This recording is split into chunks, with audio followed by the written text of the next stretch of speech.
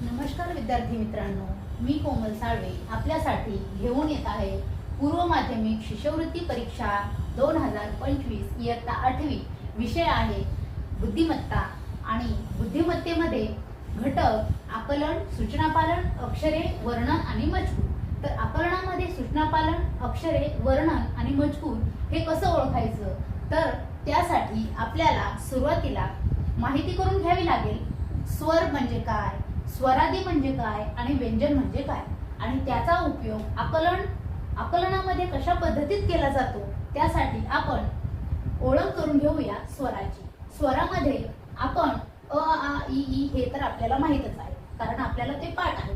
व्यंजनामध्ये क, ख, ग, घ हे आपल्याला येतं, परंतु ते बनतात कसे, संयुक्त व्यंजन म्हणजे काय, स्वरादी म्हणजे काय आणि व्यंजन म्हणजे काय आणि स्वर हे कशा पद्धतीत तयार झालेले आहेत आणि स्वराचा उपयोग व्यंजनामध्ये कशा पद्धतीत केला जातो, यासाठी आपण थोडीशी पूर्व माहिती घेऊया.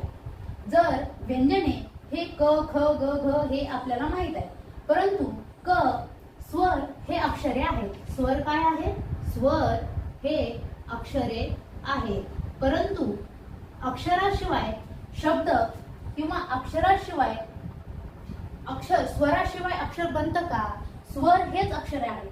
परंतु व्यंजनामध्ये जोपर्यंत स्वर हे व्यंजनामध्ये ऍड होत नाही तोपर्यंत अक्षर बनत नाही, बरोबर.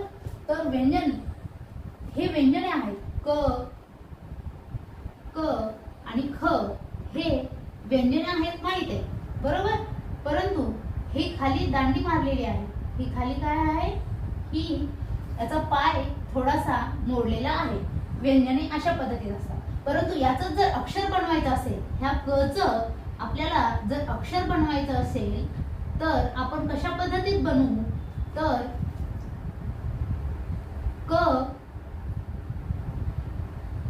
क मध्ये जर अ मिसळला, क मध्ये काय मिसळलं, अ मिसळला, तर त्याचा काय होतो, क हे अक्षर बनतं.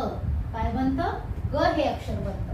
त्याच पद्धतीत जर ख हे व्यंजन आपण जर घेतलं तर ह्या व्यंजनाचं अक्षर बनण्यासाठी आपल्याला कशाची आवश्यकता असते, स्वराची आवश्यकता असते. तर ख मध्ये जर अ मिसळलं तर काय होईल, कोणतं अक्षर बनेल, ख हे अक्षर बनेल. इथे काय मोडलेला आहे, पाय. आता जर आपण यामध्ये जर ज घेतलं तर ज मध्ये जर अ मिसळलं तर काय, कोणतं अक्षर होईल, ज हे अक्षर आपल्याला मिळून जाईल. त्याच पद्धत संयुक्त व्यंजनामध्ये क्ष आणि ज्ञ हे काय आहे, संयुक्त व्यंजन आहे. तर संयुक्त व्यंजन मिसळल्यानंतर आपल्याला संयुक्त व्यंजन मिळतात, तर त्यामध्ये अनेक व्यंजने मिळून हा क्ष तयार झालेला असतो. त्या पद्धतीत क आणि क्ष हे मिळून क्ष बनलेला आहे. त्याच पद्धतीत ज्ञ हा कोणत्या व्यंजनाने बनलेला आहे, तर ज्ञ हा द, न आणि य या व्यंजनाने ज्ञ हा बनलेला आहे. क्ष प्लस अ बरोबर क्ष आणि ज्ञ प्लस अ बरोबर ज्ञ. या व्यंजना म्हणजे संयुक्त व्यंजनामध्ये अनेक व्यंजने मिळून हा क्ष बनलेला आहे व ज्ञ हा अनेक व्यंजने मिळून ज्ञ बनलेला आहे. त्याच पद्धतीत आपण ह्या विषयाची म्हणजे एक प्रकारे व्यंजन, स्वर आणि स्वरादी याविषयी माहिती पाहिलेली आहे. आता आपण प्रश्नाकडे वळणार आहोत.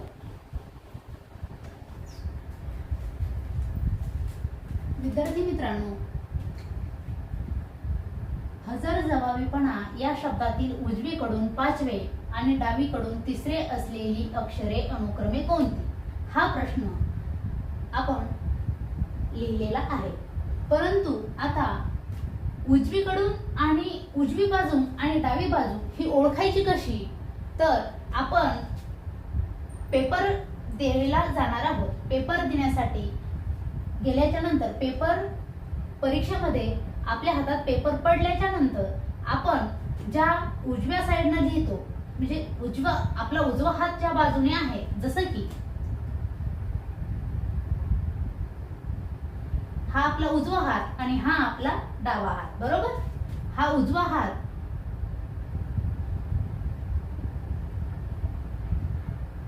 उजवा आणि हा डावा हात, बरोबर? आता अक्षर ओळखायची कशी? जर आपण इथे एखादा शब्द लिहिलेला असेल,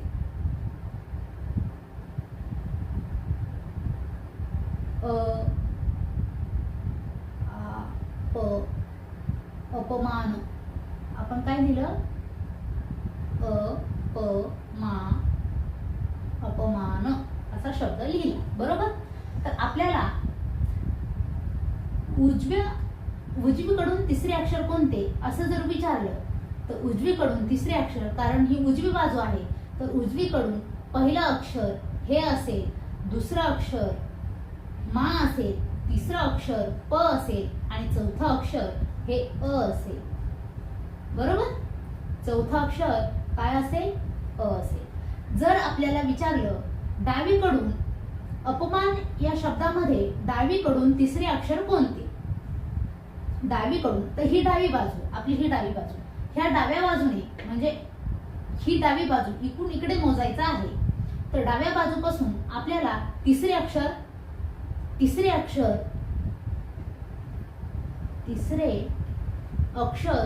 कोणते?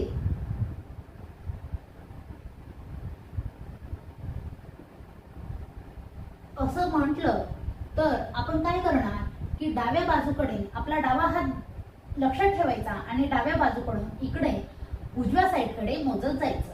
तर अपमान डाव्या बाजूकडून पहिले अक्षर हे अ असेल, डाव्या बाजूकडून दुसरे अक्षर हे प असेल आणि डाव्या बाजूकडून डावी साईड, ही डावी साईड आहे, ह्या डाव्या साईडकडून 3रे अक्षर हे म असेल, बरोबर? राईट. अशा प्रकारे आपल्याला उजवी आणि डावी साईड कोणती हे कळलेलं असेल, समजलंच असेल, बरोबर? तर त्याच पद्धतीत आपण वरील दिलेल्या प्रश्नाचे उत्तर आपल्याला शोधायचे आहे. तर मला सांगा, हजरजबाबीपणा या शब्दातील उजवीकडून 5वे अक्षर कोणते? तर आपण इथे हजरजबाबीपणा इथे शब्द लिहून घेऊया.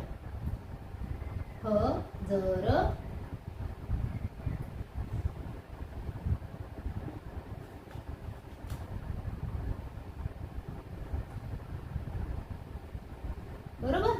आता मी तुम्हाला सांगितलेलं आहे की आपला उजवा हात म्हणजे उजवी बाजू आणि आपला डावा हात म्हणजे डावी बाजू, बरोबर?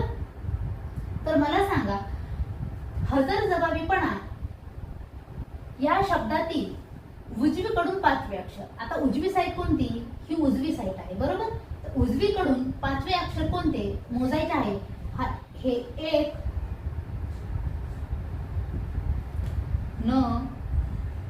एक अक्षर, 1 नंबर, उजवीकडून 5वे अक्षर न 1, प, 2, ब, 3, डबल ब,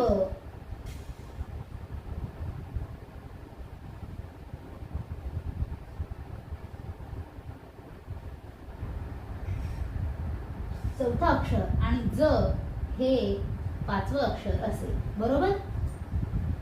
राईट. आता उजवीकडून 5वे आणि डावीकडून तिसरे सांगितले. आता डावीकडून तिसरे म्हटल्याच्या नंतर डावीकडून हे पहिलं अक्षर, हे दुसरं अक्षर आणि हे तिसरं अक्षर.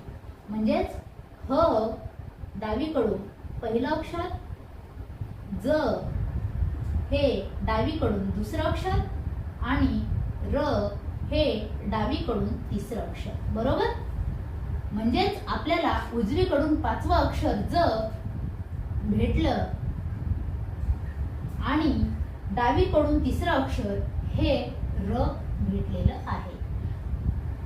त्यामुळे जर ऑप्शन मध्ये आपल्याला उत्तरामध्ये 4 ऑप्शन दिलेले असतात, जर 4 ऑप्शन मधलं जर तुम्हाला असंही येऊ शकतं, जर उत्तरामध्ये आपल्याला असंही येऊ शकेल किंवा ब किंवा ह. पहिलं ऑप्शन, हे दुसरं ऑप्शन, ज आणि न, र आणि ज आणि ज आणि र. पण तुम्हाला प्रश्न ज्या पद्धतीत दिलेला आहे त्याच पद्धतीने तुम्हाला उत्तर काढावं लागेल. प्रश्न तुम्हाला ज्या पद्धतीत दिलेला आहे त्याच पद्धतीने तुम्हाला उत्तरामधील ऑप्शन उत्तर शोधावे लागेल. जर तुम्हाला असं सांगितलं असेल की हजरजबाबीपणा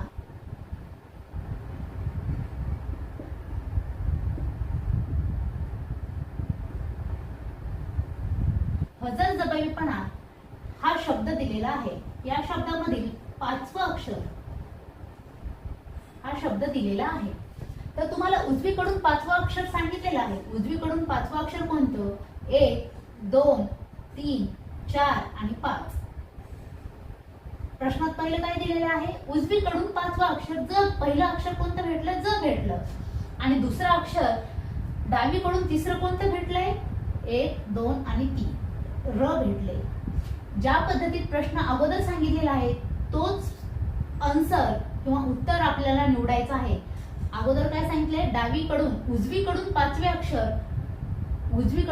अक्षर ज असेल तर ऑप्शन मध्ये तुम्हाला हे पहिलं ऑप्शन 4 निवडावे लागेल, ज आणि र. बरोबर. अशा पद्धतीत आपण उजवीकडून शब्दातील उजवीकडून स्थान, अक्षराचे उजवीकडून तिसरं किंवा चौथं, 5वं असं स्थान आपल्याला निवडता आलेलं आहे.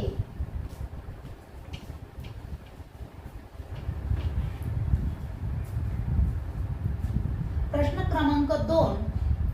अवकाश स्थान या शब्दातील कोणत्या क्रमांकाच्या अक्षरापासून कावळा या अर्थाचा शब्द तयार होईल? हा प्रश्न आपल्याला दिलेला आहे.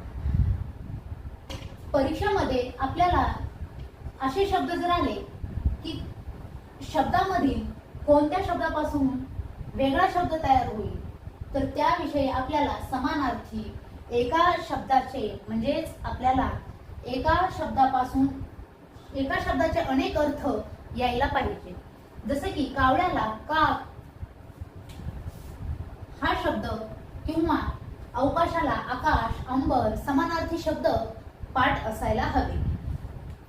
त्यासाठी अवकाश स्थानक या शब्दातील कोणत्या क्रमांकाच्या अक्षरापासून कावळा या अर्थाचा शब्द तयार झालेला आहे. आता याच्यामध्ये कावळा हा शब्द आता याच्यामध्ये शोधायचा आहे. अवकाश इथे लिहून घेते. अवकाश स्थानक.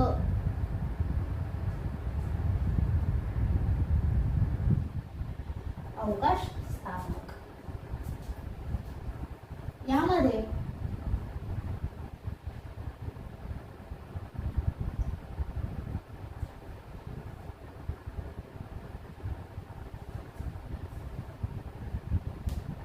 अवकाश स्थानक म्हणजेच आकाश,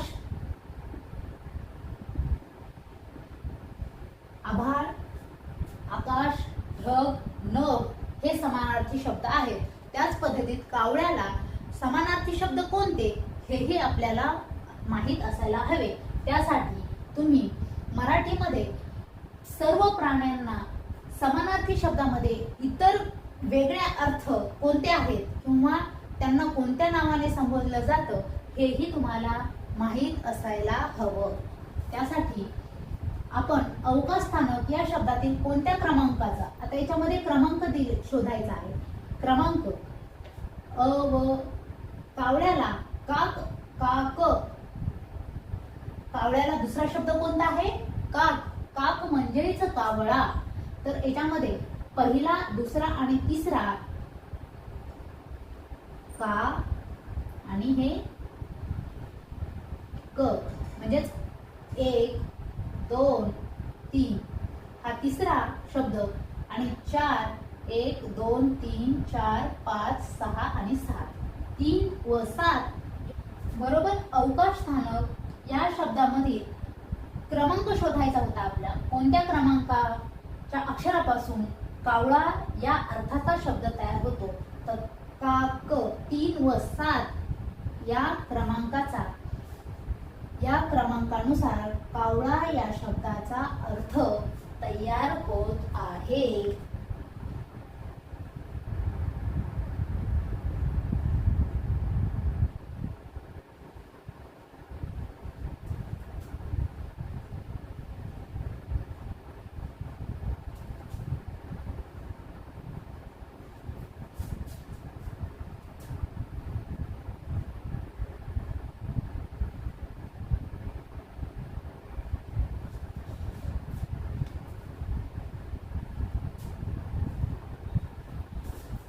जर तुम्हाला अवकाश स्थानक या शब्दातील कोणत्या क्रमांकाच्या अक्षरापासून कावळा या अर्थाचा शब्द तयार होईल तर या ऑप्शन मध्ये तुम्हाला 3 व 7 हे ऑप्शन राईट असेल. 3 व 7 म्हणजेच 1 3 व 7 क्रमांक बरोबर. हे असेल तुमच्या प्रश्नाचं उत्तर.